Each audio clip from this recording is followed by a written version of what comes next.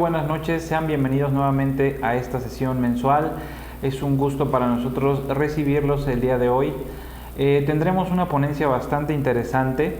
El día de hoy veremos neuralgia postherpética a cargo del doctor Isaac Alfonso Loaesa Bautista.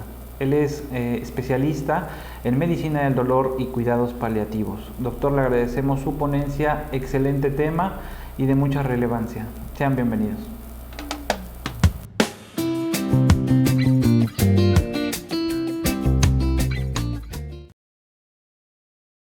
Hola, buenos días a todos. Un gusto y un placer acompañarlos en esta sesión. Me presento, soy el doctor Isaac Loaesa Bautista, médico anestesiólogo con alta especialidad en medicina del dolor y cuidados paliativos por el Hospital Juárez de México.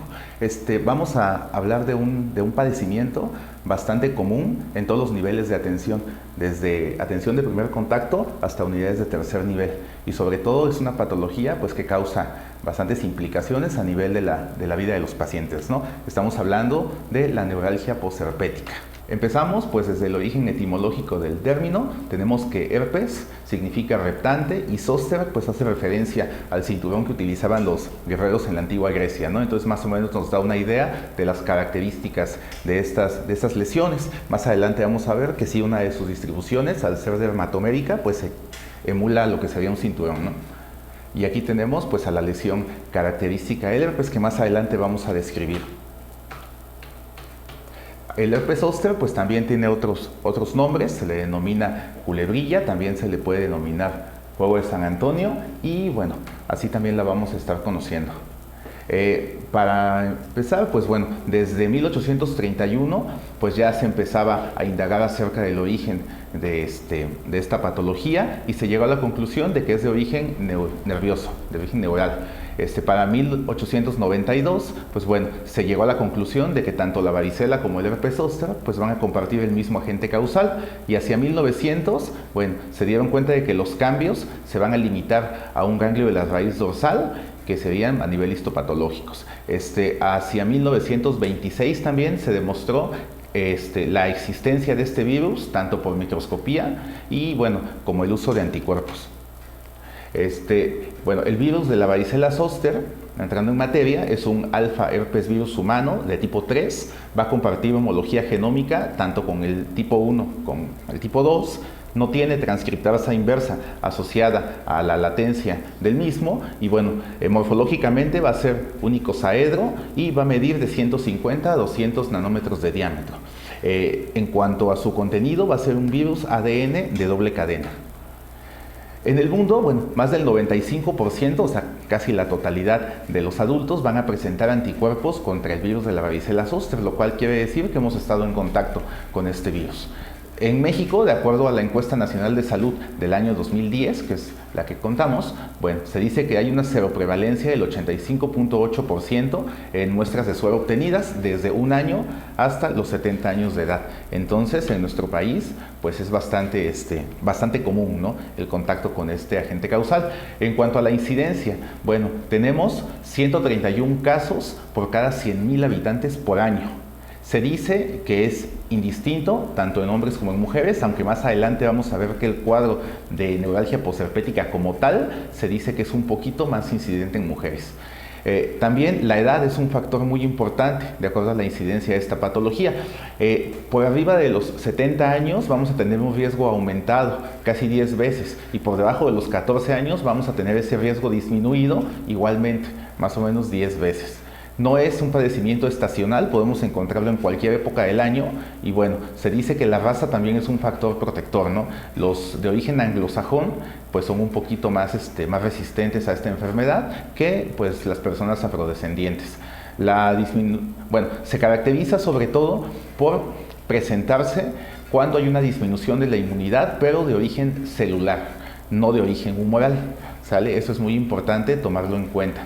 Y tenemos este cuadro extraído del libro de Terapéutica del Dolor de Bonica, la cual nos dice más o menos la incidencia de acuerdo a la edad. Y efectivamente vamos a ver que mientras más jóvenes son nuestros pacientes, es menos prevalente la enfermedad que en pacientes más adultos, ¿no? Teniendo una diferencia importante ya en los adultos, sobre todo en la tercera edad. Es un virus neurotrópico, es decir, tiene afinidad por el tejido nervioso, sin embargo, va a generar su replicación en los ganglios linfáticos y también, pues obviamente, órganos linfoides, vaso e hígado. Va a pasar al estado de latencia en los ganglios raquídeos, es decir, migra nuevamente hacia los ganglios raquídeos después de haberse replicado y, bueno, permanece en un estado de latencia. Cabe aclarar que mientras está en este estado de latencia no se replica, pero también pues tiene muy poca efectividad los tratamientos que se realicen durante esta etapa. Se desconoce también el mecanismo de reactivación, aunque como mencionamos en la diapositiva anterior, probablemente esté relacionado pues a la disminución de la inmunidad de tipo celular. ¿Quién es el paciente ideal para desarrollar un herpes zóster como tal? Bueno, para empezar, pues los diabéticos mal controlados, ¿no? Aquí hay un riesgo relativo de 2, entonces sí es como lo más común ver que florezca el herpes zóster en un diabético mal controlado. También pacientes que padecen tumores, pero más aún en aquellos que son de tipo linfoproliferativos, por la afinidad que veíamos también por ese tejido linfoide. Pacientes también que están bajo tratamiento con quimioterapia, sobre todo con medicamentos análogos de las purinas, y también tratamientos sistémicos con corticoides, acetoprina, metrotexate, entre ellos pues los pacientes reumáticos también que generalmente utilizan este tipo de medicamentos, y pues bueno, son medicamentos que a grandes rasgos pues van a disminuir la inmunidad de nuestro paciente, ¿no? También pacientes con neoplasias y también pacientes que tengan VIH. Aquí tenemos unas imágenes que nos muestran pues cómo se desarrolla el cuadro en un paciente inmunocompetente, ¿no? Son cuadros un poquito más floridos, más escandalosos. Inclusive pueden llegar a tener este aspecto de necrosis, ¿no? En un paciente con inmunosupresión. Entonces, nos dice que tener esta condición de inmunosupresión tiene un hazard ratio de 1.58 con un intervalo de confianza de 95, es decir, pues sí es un factor predisponente para desarrollar este cuadro. El sexo femenino, como les comentaba en un inicio, pues sí, también tiene un hazard ratio de 1.36, entonces sí también es discretamente más afín por el sexo femenino. Un diagnóstico reciente de cáncer también nos va a condicionar que florezca esta patología, y una limitación física también de 1.33. También hay factores ambientales, no todos los factores son del paciente. Estos factores ambientales están todavía en controversia, sin embargo se dice que sí pueden favorecer la aparición de esta enfermedad. Entre ellos tenemos, primeramente, el aumento de la radiación solar, es decir, a pesar de que se dice que no es estacional, sí hay un incremento muy discreto de la incidencia en el verano y en el invierno. Pacientes que están bajo estrés, pacientes también que reciben crioterapia o fototerapia o laserterapia para algún padecimiento, pues también se ha visto que está discretamente incrementado este riesgo. Entonces, ¿cómo se va a definir la infección por herpes zóster? Es una manifestación recurrente de la infección primaria de la varicela, y también el herpes zóster es el resultado de la reactivación de la infección por este virus de la varicela zóster que está latente en los ganglios sensoriales, cuando la inmunidad de tipo celular, como lo habíamos dicho, pues se ve alterada, ¿no? ¿Cómo se distribuye el herpes zóster? A pesar de que puede presentarse pues prácticamente en cualquier dermatoma, tiene afinidad por algunos. Primeramente es más afín por la distribución craneal en un 15%, primera rama del trigémino es donde generalmente se manifiesta, la rama oftálmica. También tenemos distribución cervical en un 12%, y la más común es la torácica o en cinturón. De ahí pues el nombre etimológico que veíamos, ¿no? Aunque también hay presentación lumbar en un 14%, sacra en el 3% y generalizada en un 1%. Pues para ello tendría que ser un paciente pues que reúna todas las características de infección, ¿no? Y pues aquí vemos un esquema donde está sobrepuesto la infección al esquema de los ganglios, ¿no? Desde donde inician, desde el ganglio de la raíz dorsal, y se difunden. A pesar de que tienen esa distribución dermatomédica, pues no se concentran en todo el dermatoma con la misma intensidad. Siempre hay un punto más doloroso, y ese punto es el que tenemos que identificar. La incidencia de neuralgia posherpética. Bueno, este cuadro también está extraído del libro que les comentaba, La terapéutica del dolor del doctor Bonica, y bueno, nos dice, hicieron una recopilación de pacientes en estos rangos de edad que vemos en pantalla, y vieron cuántos tenían dolor y cuántos, a pesar de haber recibido tratamiento, se mantenían con este dolor después de un año. Y como podemos ver, hay un patrón. En los pacientes de menor edad, de los pacientes que presentan dolor, casi la totalidad presentan dolor recurrente después de un año. Sin embargo, en los pacientes de mayor edad, es menor el número de pacientes que presentan dolor recurrente después de haber recibido tratamiento en un año. Es decir, aunque es más común en pacientes de edad avanzada, también es de mejor pronóstico la evolución del cuadro si nosotros les brindamos el tratamiento adecuado. Y pues aquí también tenemos las manifestaciones cutáneas de esta enfermedad. Empezando, pues en la primera imagen podemos ver cómo coexisten diferentes tipos de lesión, incluso lesiones cicatrizales, pápulas y demás. Y en la siguiente imagen, pues tenemos ya la cicatriz de ese tipo de lesiones. Cuando el cuadro es muy florido, incluso podemos llegar a tener sobreinfección bacteriana o datos de necrosis, y dejan unas cicatrices, como se pueden apreciar en la segunda imagen, en los pacientes. Entonces también es importante considerar este tipo de lesiones. El dolor, bueno, a lo largo del tiempo tiende a disminuir su intensidad, pero sigue conservando estas características iniciales de un dolor urente y quemante. Como habíamos visto, se dice que es discretamente más incidente en mujeres, y bueno, ya se habla de neuralgia postherpética 3 meses después de que se curaron las lesiones de la erupción inicial del herpes agudo. ¿Sale? Entonces esto es muy importante. A partir de 3 meses ya de esta manifestación cutánea podemos determinar que hay neuralgia postherpética. Y la manifestación más común, bueno, es, como habíamos visto, en dermatomas medio torácicos y en la rama oftálmica del nervio trigémino. Dentro de las lesiones dermatológicas que nosotros podemos llegar a detectar en nuestros pacientes, pues bueno, generalmente se localiza en una metámera, pero es unilateral. Para que sea bilateral, nuestro paciente debería estar demasiado inmunodeprimido, demasiado comprometido. También la disposición de las lesiones pues es en racimos, ¿no? Como si fueran uvitas. Y también hay presencia de las lesiones dermatológicas elementales, desde eritema, pápula, vesículas, costras, hasta llegar a cicatrices, las cuales pueden llegar a ser hiperpigmentadas o hipopigmentadas. Y bueno, el curso en brotes dura de 7 días, y la curación del cuadro agudo de herpes zóster pues vamos a tenerlo en 2 o 3 semanas. Sin embargo, habíamos visto pues que varios pacientes pueden llegar a desarrollar el herpes zóster ya 3 meses después de esta infección primaria. Y bueno, ¿cómo podemos nosotros encontrar el herpes zóster? Bueno, como habíamos dicho, de forma metamérica unilateral en el sitio donde fue la lesión primaria, y también según las manifestaciones clínicas. Aquí es importante hacer mención de esta manifestación que vemos, que es el zóster sin herpes. Estamos acostumbrados a ver la lesión, a ver las vesículas o las cicatrices en caso de una curación adecuada de esas lesiones. Y bueno, son dolorosas, ¿no?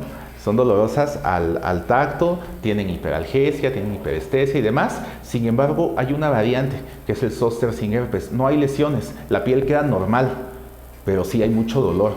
Entonces sí es muy importante que ante esta situación y con el antecedente de la infección por herpes zóster, pues nosotros sospechemos que estamos ante un zóster sin herpes. Es más común de lo que parece, entonces sí es importante saber de la existencia de esta patología. También tenemos zóster con lesiones mínimas, zóster necrótico, diseminado y según su localización, oftálmico. Aquí es muy importante también porque podemos llegar a tener incluso lesiones corneales, síndrome de Ramsay-Hunt con afectación pues de esa misma zona, la de Ramsay-Hunt en la región facial, herpes zóster glosofaríngeo, también del nervio vago y de las raíces sacras. Entonces son presentaciones más atípicas de la enfermedad, pero también podemos encontrarlas. Entonces es importante pues saber que existen para poder sospecharlas. Bueno, acá tenemos una imagen esquemática que nos muestra todo lo que ya habíamos hablado en diapositivas previas, a modo de resumen. En el número 1, pues tenemos que una vez superada la varicela de la infancia, este virus va a permanecer latente en las fibras nerviosas.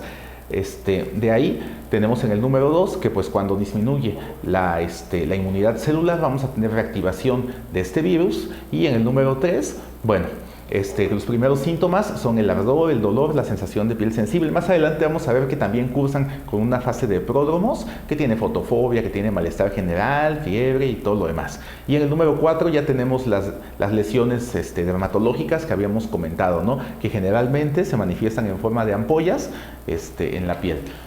Vamos a tener dos tipos de dolor, como lo describen nuestros pacientes. Primeramente podemos tenerlo continuo.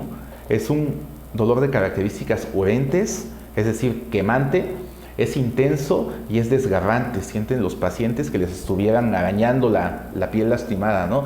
Y eso es molesto para ellos, aunque también podemos encontrarlo de manera discontinua, es decir, en paroxismos. Estos, pues, sobre todo se refieren de tipo punzante o similar a descargas eléctricas. Entonces, de estas dos maneras, aunque pues obviamente podemos encontrar una combinación de ambas, ¿no? Que serían los casos más extremos que llegan a nuestro consultorio pues buscando ya el alivio inmediato de estas lesiones.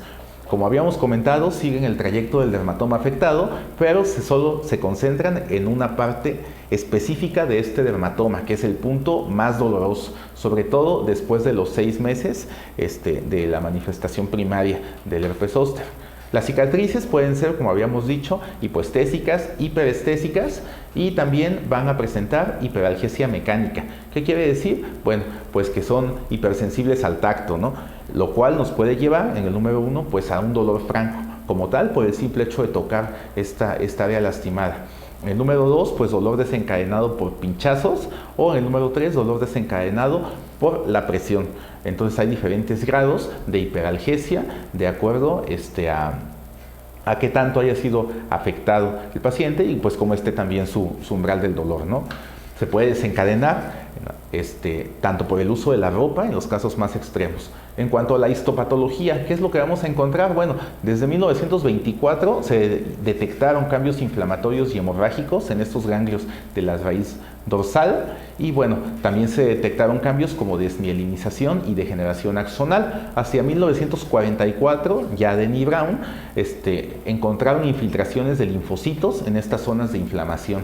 Para 1964 ya hubo degeneración valeriana, es decir, atrofia de las fibras nerviosas con cambios fibróticos, con depresión también de las fibras mielínicas, sin embargo, con la preservación de las fibras amielínicas pequeñas, ¿no? Que son las responsables del dolor agudo. Hacia 1991, gracias a las investigaciones de Watson, pues pudimos detectar algo muy importante, que había presencia de atrofia a nivel del asta dorsal en pacientes que habían padecido neuralgia posherpética, solo en ellos. Entonces nos damos una idea de la importancia de estos cambios. Y bueno, para 1998 se determinó que los pacientes con neuralgia posherpética van a presentar una sensibilización crónica de los nociceptores cutáneos amielínicos. Entonces, a pesar de que se conservan este grupo de fibras, están alterados.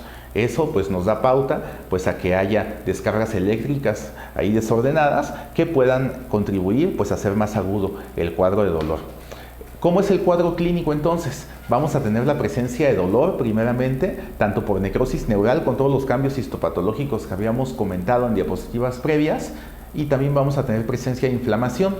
Vamos a tener neuritis por la diseminación de este mismo virus y obviamente las manifestaciones cutáneas, lo cual pues es un indicativo de que el virus ya migró y ya se encuentra a nivel de la piel. Aquí tenemos algunas imágenes también y veamos cómo también en los extremos de la vida, aunque es menos incidente en edades tempranas, pues también hay presencia de lesiones, ¿no? Tenemos el herpes oftálmico en un preescolar inmunocompetente que afecta efectivamente solo la primera rama del nervio trigémino, la rama oftálmica. Aquí tenemos también unas lesiones en un paciente de la tercera edad, las cuales pues son bastante importantes, ¿no? Entonces podemos sospechar también que este paciente a lo mejor es un abuelito que está tomando medicamento para tratar su artritis reumatoide, diabético de varios años o tiene alguna comorbilidad por la presentación tan florida de este cuadro. Aquí también tenemos una reacción variceliforme en un adulto inmunocompetente. Importante mencionar, como habíamos comentado en diapositivas previas, que estos cuadros tan floridos se manifiestan en pacientes pues que algo tienen de fondo, ¿no? También podemos llegar a tener infecciones bacterianas agregadas, las cuales pues se manifiestan de la manera que apreciamos en la diapositiva. Y los agentes causales más comunes son desde el Staphylo aureus, Es del beta hemolítico, celulitis, gangrena superficial, infección a distancia o IDES, y el tratamiento va a ser local, también con mupirocina en las lesiones. Es el único caso en el cual está indicado poner algo en las lesiones. Hemos encontrado pacientes, de acuerdo a la experiencia ya, que se han puesto incluso cloro, se rascan, hacen cosas ahí muy feas y obviamente pues impetiginizan las lesiones y las empeoran, ¿no? Entonces nada más hay que mantener un aseo adecuado y en este caso específico aplicar mupirocina o sulfato de cobre. La infección del virus por herpes zóster, bueno, va a tener dos fases. Primeramente el zóster agudo, que es la manifestación inicial, y la etapa a la que denominamos posherpética, que ya es a los 3 meses posteriores, ¿no? El zóster agudo va a cursar con dos fases. Primera, la etapa prodrómica y después la fase de estado, para dar paso a la etapa posherpética.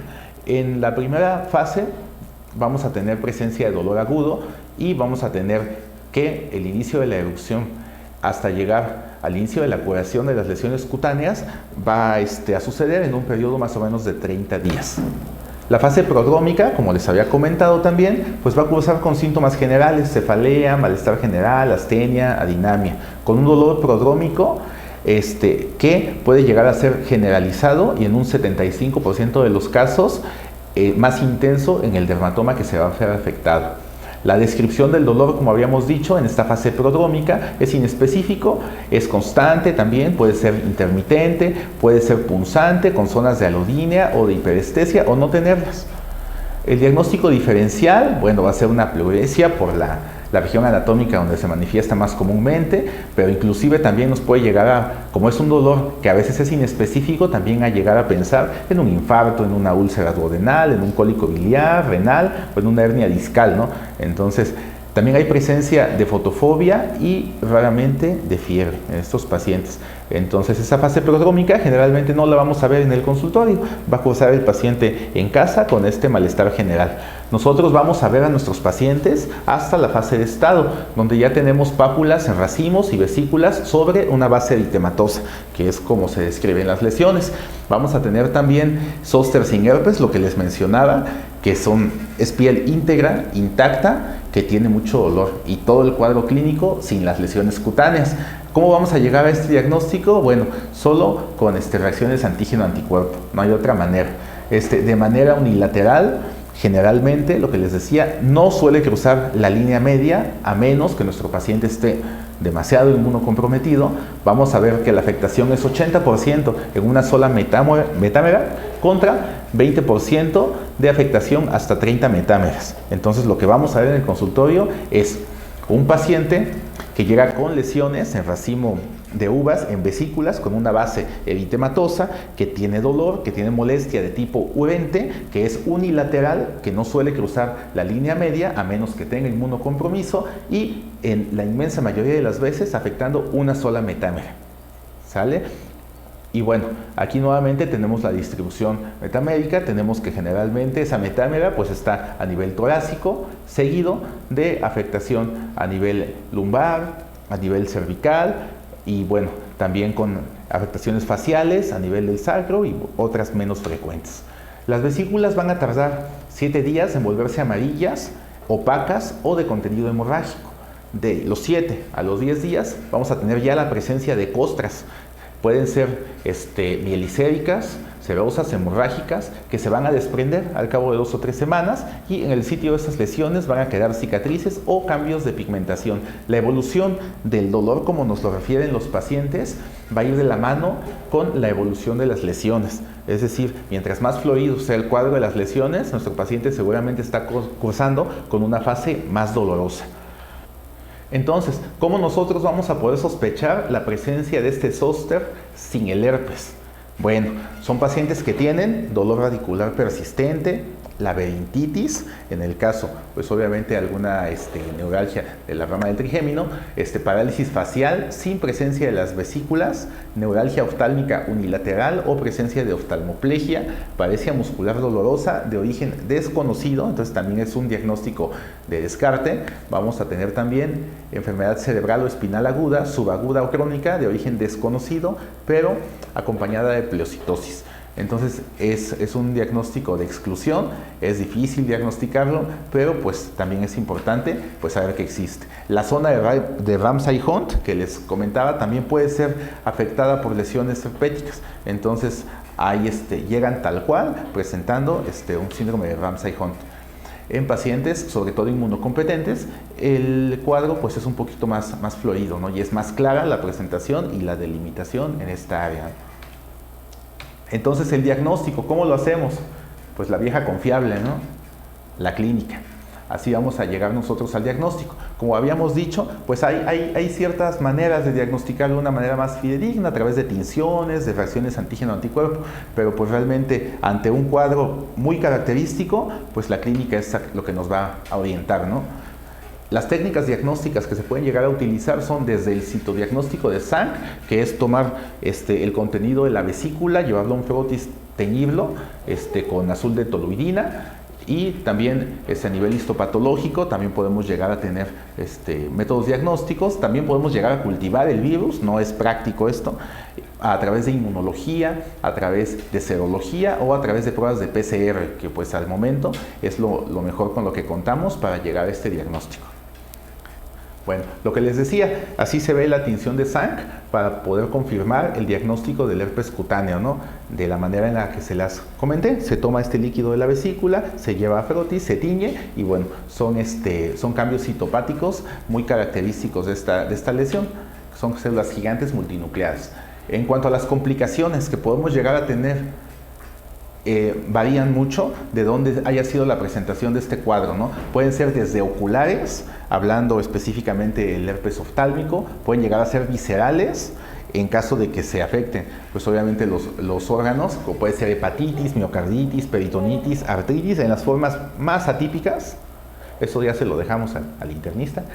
Las formas cutáneas pueden llegar a tener sobreinfección bacteriana y las formas neurológicas, ¿no? También en el caso de afectación a ese nivel, desde meningitis, mielitis transversa, parálisis periférica, disfunción vestibular y demás complicaciones neurológicas. Entonces aquí generalmente pues igualmente es un diagnóstico de especialidad, ¿no? Entonces es un diagnóstico de exclusión. El herpes zóster oftálmico, bueno, en un 10 a un 25% de todos los casos de herpes zóster, pues está la presencia oftálmica. El 10% en pacientes de más de 80 años. Y bueno, se debe a la reactivación del virus de la varicela zóster en los ganglios del trigémino y en el ramo oftálmico principalmente. Un 15% se asocia también a complicaciones como conjuntivitis, queratitis, uveitis, parálisis también de otros nervios craneales asociados, como pueden ser el tercero, el cuarto y el sexto. Hay una evolución también a inflamación ocular crónica y pérdida de la visión y también neuralgia posherpética. Entonces aquí es importante mantener un cuidado adecuado de las lesiones que se realicen a este nivel por el tipo de secuelas que podemos llegar a tener. También tenemos factores de mal pronóstico. ¿Cuáles son los factores que nos indican que nuestro paciente va a evolucionar tórpido y va a evolucionar mal? Bueno, presencia de 50 vesículas o más, sexo masculino y un dolor intenso, sobre todo un EVA por arriba de 7. También podemos llegar a tener, como curiosidad, bueno, un evento vascular cerebral secundario a herpes zóster oftálmico. Se da por una arteritis granulomatosa de la arteria carótida interna y pues bueno, se generan estos trombitos que nos pueden llevar a este EBC. Su incidencia va a disminuir en los 6 meses siguientes a la aparición de la erupción inicial. Entonces, aunque está latente el riesgo de tener esta complicación tan rara del herpes zóster, posterior a 6 meses de la erupción inicial, es poco probable que se presente. ¿Cómo vamos a prevenir ese desarrollo del virus de la varicela zóster? Bueno, a través de una vacuna. Esta vacuna está hecha de virus vivos atenuados, está preparada a través de una cepa muy característica, se llama cepa OCA, y va a disminuir también la presentación hasta la mitad, hasta un 51%, y la presencia y la aparición de la neuralgia posherpética hasta en un 67%. ¿En quiénes se debe dar? Pues en pacientes que tengan predisposición al cuadro, ¿no? Lo ideal sería vacunarnos todos. Y bueno, en los individuos que llegan a desarrollar la enfermedad como tal, el cuadro clínico es menos intenso. Entonces sí es importante también que tuviésemos acceso a esta vacuna, ¿no? Bueno, ¿cuáles son las indicaciones? Bueno, la prevención en personas mayores de 50 años sería ideal vacunar a todos. No está indicada para el tratamiento ni del herpes zóster ni de la neuralgia posherpética. Es decir, una vez que ya se presentó el cuadro, pues no tiene caso vacunarnos, ¿no? No está indicada también para la prevención de la infección primaria por varicela. Es decir, no es para prevenir la varicela, idealmente es para prevenir las complicaciones de la varicela y bueno, puede aplicarse simultáneamente también con el uso de esteroides tópicos o inhalados. ¿Cuáles son las contraindicaciones? Bueno, antecedente de hipersensibilidad a cualquiera de los componentes de la fórmula, como en todo, incluyendo también la gelatina y bueno, también el antecedente de reacción anafiláctica o anafilactoide a la neomicina, pues son sustancias similares, y bueno, estados de inmunodeficiencia primaria o adquiridos, ¿no? Porque si habíamos visto que son virus atenuados, si le ponemos esta vacuna a los pacientes que están inmunodeprimidos, pueden llegar a desarrollar un cuadro similar a la enfermedad, ¿no? No tiene caso. Tuberculosis activa no tratada y embarazos. Los efectos adversos, bueno, pues son a nivel local, dolor, eritema y cefalea. El tratamiento, ¿cuál es el tratamiento? Bueno, el eje principal del tratamiento del herpes zóster, pues es el uso de antivirales. Primeramente, la aciclovir, que es la piedra fundamental del tratamiento para la infección por herpes zóster, ¿no? A una dosis bastante generosa de 800 miligramos 5 veces al día en un transcurso de 7 a 10 días. Las interacciones medicamentosas las vamos a tener con medicamentos como el ácido valproico, fenitoína, para pacientes que tengan padecimientos reumatológicos, porque interactúa con medicamentos como puede ser el bicofenolato de mofetilo. Bueno, los efectos adversos, si utilizamos la crema también como adyuvante, nos puede dar dermatitis por contacto, diarrea, náusea, vómito, cefalea, malestar general. Y también la dosis de acuerdo a la función renal es importante. Con una función renal por arriba de 25 mililitros por minuto no requiere ajustes. Sin embargo, de 10 a 24 vamos a tener que darle a nuestro paciente dosis más espaciadas, esos mismos 800 miligramos cada 8 horas, y con una función renal por debajo de 10 mililitros por minuto va a ser cada 12 horas, 800 miligramos cada 12 horas. Entonces es importante aprendernos este esquema de la aciclovir porque pues es la piedra fundamental de nuestro tratamiento. También tenemos algunas opciones como valaciclovir, 500 miligramos 3 veces al día con una duración de 7 días, ajustar nuevamente la dosis a la función renal. Sin embargo, pues creo que la aciclovir está bastante disponible, ¿no? Incluso en contextos un poquito de poco acceso a medicamentos. Como tercera línea, el famciclovir a una dosis de 1000 miligramos 3 veces al día durante 7 días. Entonces, bueno, acá tenemos el tratamiento antiviral en una tablita. Más adelante, si me lo permiten, pues les voy a poner también ahí la presentación para que la puedan descargar. Ahí están todos los cuadros, las dosis, los intervalos de tratamiento y las dosis ajustadas a la función renal de cada uno de ellos.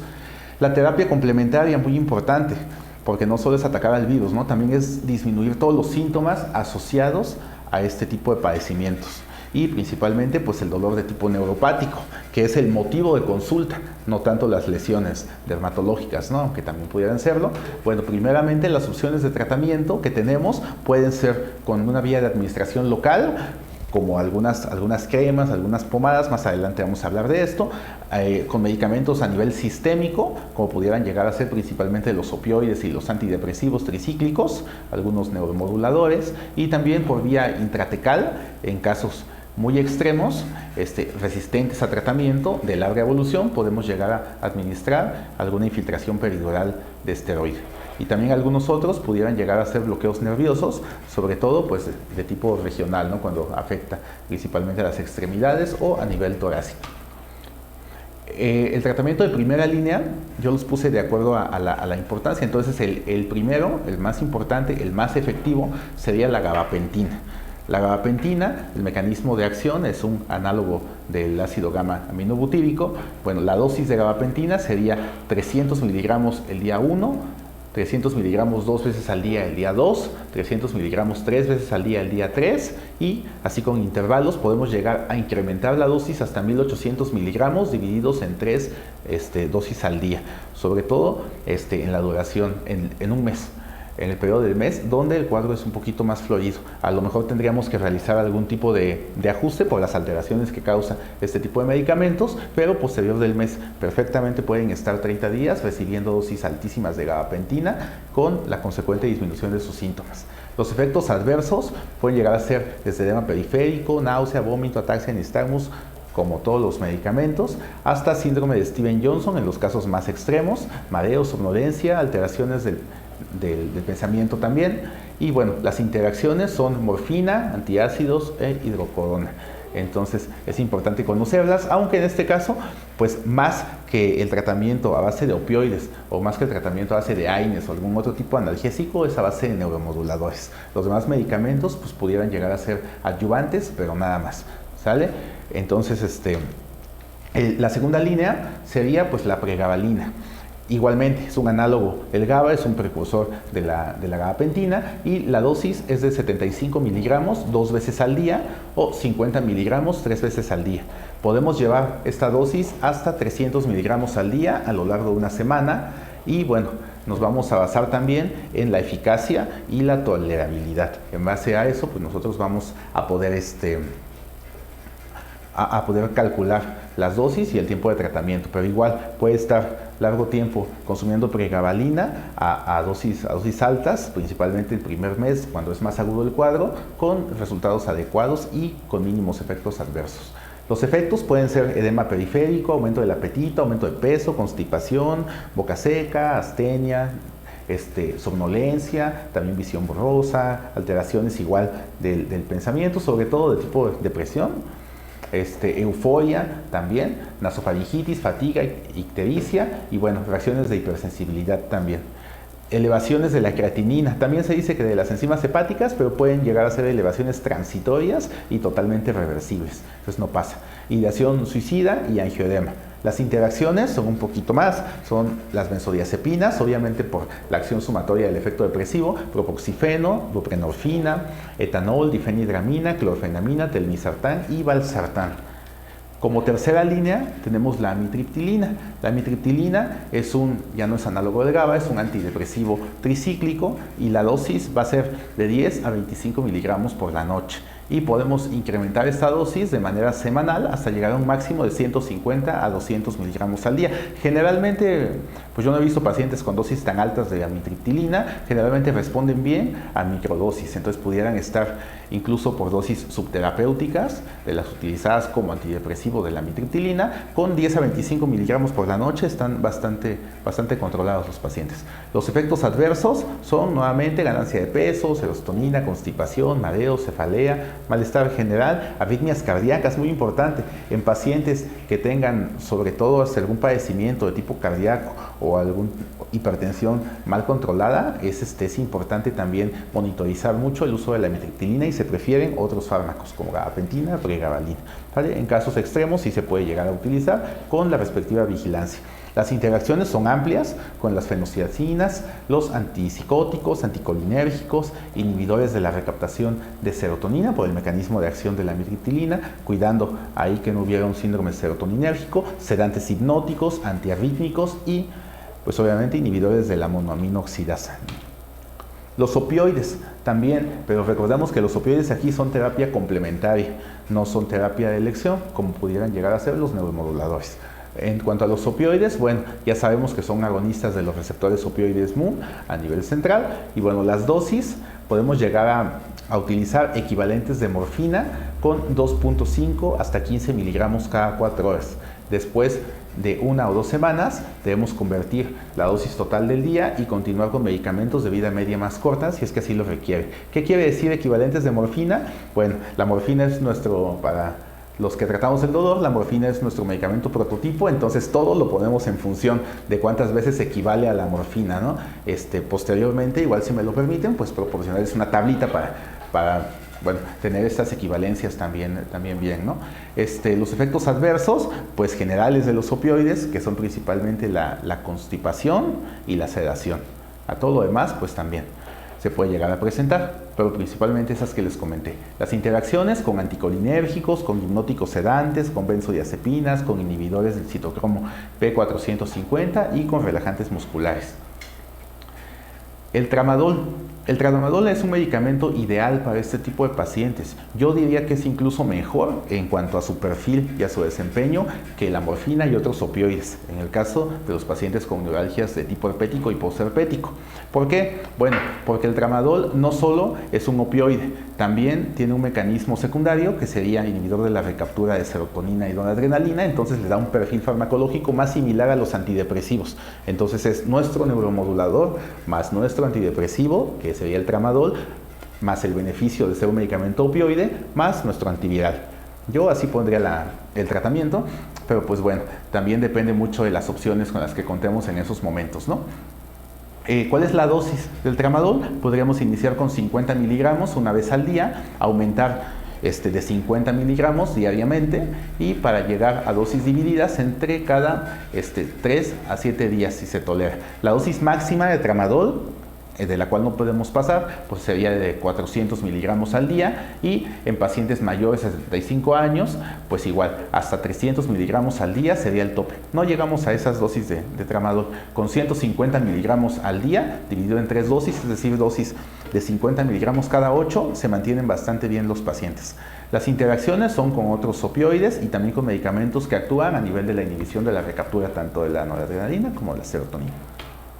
La lidocaína en parches es un anestésico aminoamida, puede llegar a funcionar, tiene una efectividad moderada, sí disminuye el dolor, no lo quita, pero sí mejora un poquito su perfil en pacientes que son resistentes al tratamiento. No es que a todos los pacientes les vayamos a indicar lidocaína en parches, son pacientes seleccionados que no se controlan bien con el tratamiento inicial y de elección.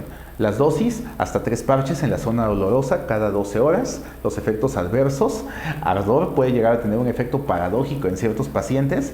También alteraciones a nivel dermatológico como enrojecimiento de la piel o inclusive erupciones en pacientes con piel sensible, ¿no? Las interacciones principalmente con amiodarona por su perfil de bloqueante y bueno, también con donepezilo. La capsaicina, terrible fármaco, no lo usen, ni lo receten, ni lo vean, quémenlo. La capsaicina de manera tópica, pues ni la usen ni la recomienden, es un pésimo fármaco, tiene un número necesario a tratar de 4 pacientes, es decir, necesitamos aplicar capsaicina a 4 pacientes para que solo uno de ellos tenga efecto. Sin embargo, los 3 pacientes en los que no tenga el efecto terapéutico que queremos, les va a dar una hiperalgesia terrible, entonces no lo usen. ¿Sale? Además dice ahí que no está disponible en México, sin embargo sí hay ciertos laboratorios que lo pueden conseguir, pero pues ni lo consigan. La terapia no farmacológica, también aparte del medicamento, del tratamiento inicial que les comentaba, pues también tenemos otras opciones, ¿no? Podemos utilizar esteroides, sí debemos utilizar esteroides, no en todos los pacientes, y aquí dicen quiénes sí y en quiénes no. Sí, va a disminuir el requerimiento analgésico, es una terapia adyuvante. También podemos llegar a utilizar de manera oftálmica en el caso del herpes zóster oftálmico que habíamos mencionado y también en una fase aguda. No debemos utilizarlos en fase crónica y no van a modificar la duración del cuadro, ¿sale? Entonces yo les recomendaría que nada más lo utilizáramos de manera oftálmica, ¿sale? De manera sistémica puede llegar a disminuir la inmunidad de nuestro paciente y pues hacer que el cuadro florezca un poquito más, no así pues en el tratamiento oftalmológico. Se tiene que valorar el uso de este esteroide y de elección es la prednisona a dosis bajitas. Hay que valorar las comorbilidades y los efectos adversos también. También podemos echar mano de las técnicas invasivas que serían los bloqueos periféricos. También a nivel facial, los bloqueos que más nos ayudan pues son el bloqueo nervioso del nervio trigémino y del ganglio esfenopalatino. Entonces son opciones también terapéuticas, sobre todo en pacientes que tienen neuralgias resistentes a otros tratamientos y que ya han estado batallando con esas molestias, ¿no? En un cuadro agudo todavía es controversial bloquear al paciente porque utilizamos esteroides. Entonces es anestésico local más esteroide. Entonces no sabemos qué tanto pueda llegar a funcionar. Lo dejamos para pacientes que tienen padecimientos resistentes a otras técnicas. La administración intratecal también de anestésico local y glucocorticoide, también lo dejamos para casos resistentes a otro tipo de tratamiento. Y igualmente los bloqueos de nervio periférico, los bloqueos a nivel intercostal o a nivel del ganglio dorsal, también lo guardamos para esos casos un poquito más extremos. Y bueno, acá tenemos a un pacientito que tiene seguramente un padecimiento ya crónico que le es muy molesto, es inclusive incapacitante, y bueno, a este paciente le realizaron un bloqueo a nivel peridural. Ahí tenemos que tiene una bomba de elastomérica a infusión, y bueno, le está pasando continuamente tanto anestésico local como esteroide. Entonces a estos pacientes les va bien, pero dejamos estas técnicas para casos un poquito más extremos. En un primer nivel, segundo nivel de atención, con que nosotros administremos el aciclovir a las dosis adecuadas, que ahí está el éxito de nuestro tratamiento. También el neuromodulador tipo gabapentina, pregabalina o amitriptilina, y el opioide del tipo tramadol también. Con eso nuestros pacientes van a estar bastante bien, bastante tranquilitos. Inclusive podemos llegar a utilizar técnicas como Botox, la cual nos va a permitir cierta relajación muscular, inhibición de la liberación de acetilcolina en la placa neuromuscular, efecto antinociceptivo a través de la depresión de la sustancia P, y a nivel también de la sensibilización periférica. Y aquí tenemos un reporte de caso, ¿no?, de una paciente que tenía muchísimo dolor y a la cual, pues bueno, se le infiltró toxina botulínica, lo cual permitió pues disminuir un poquito la sensibilidad de esa zona, sobre todo a nivel de neuromoduladores. Y bueno, pues también es importante considerarlo. Sin embargo, pues son casos muy seleccionados, ¿no? Y pues hasta aquí nuestra presentación. Les agradezco a todos el favor de su atención. Cualquier duda, pues estamos aquí a la orden. Vamos a tratar de subir ese material complementario que les comentaba, tanto la presentación como el cuadrito de equivalencia de los opioides. Y pues bueno, aquí estamos a las órdenes para cualquier duda.